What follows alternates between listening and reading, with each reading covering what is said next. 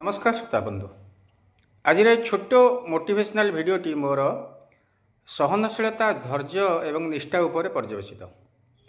सहनशीलता और धैर्य मनीष को सफलतार पथरे आगे निए।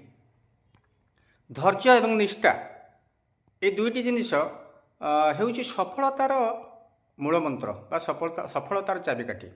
सहनशीलता और निष्ठा जोठा थाए सफलता सेठी सही व्यक्तिर पाद को छुए।